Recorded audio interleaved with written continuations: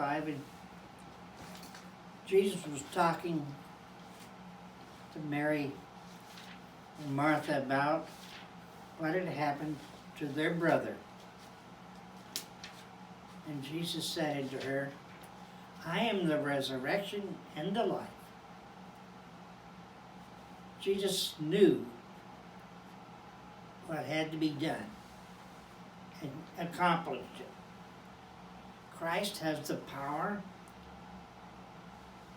to resurrect the soul from the dead. And he has the power to resurrect the body from the grave. Only bodies die at physical death. The body sleeps in the grave, and the soul and the spirit are immortal and do not sleep in the grave or death. There is a conscious heaven and hell. So where we go is what happens to us in our state when we die. The righteous have done good, are blessed and holy. The wicked are also resurrected, but it's 1,000 years later, at the end of the millennial reign. The millennial reign was so important to the Jews, for that's what they were looking forward to when they were crying, here's Messiah, he's come to establish his reign on earth. What they did not know is that he wasn't going to establish his reign right at that immediate time. At first he had to accomplish the most important thing that happened in humanity and in history. He overcame death, hell, and the grave.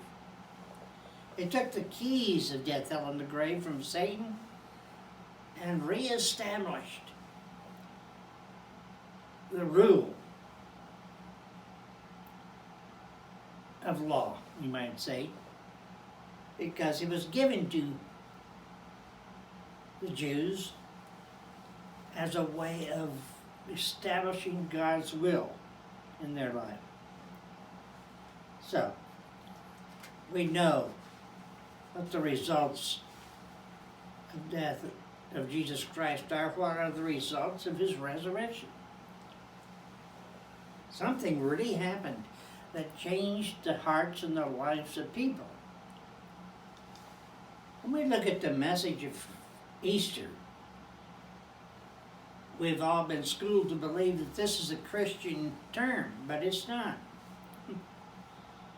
Never has been.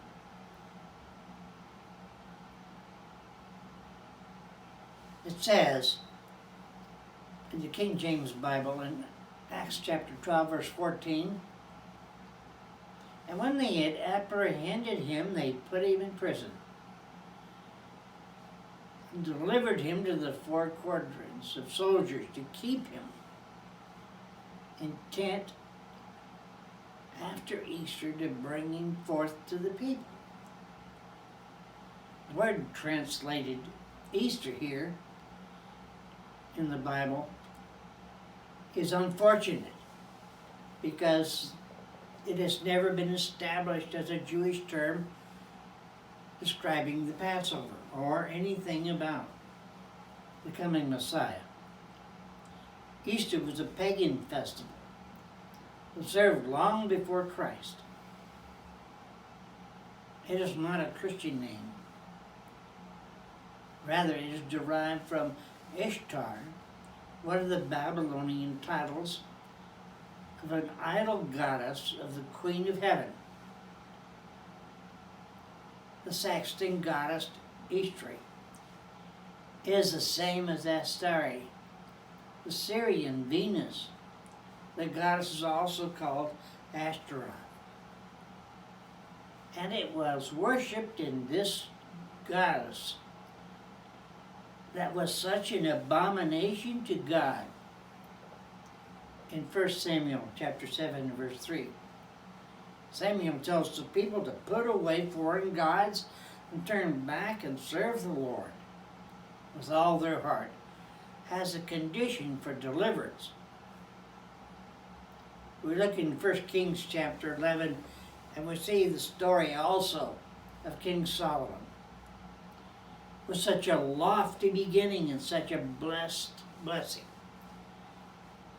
He built the temple and made it such an extremely beautiful building. Yet, the worship of one of these goddesses, because of the women that King Solomon had married, he had something like 700 wives. Oh my goodness. Wow. He had 1,000 concubines. He was definitely out of control.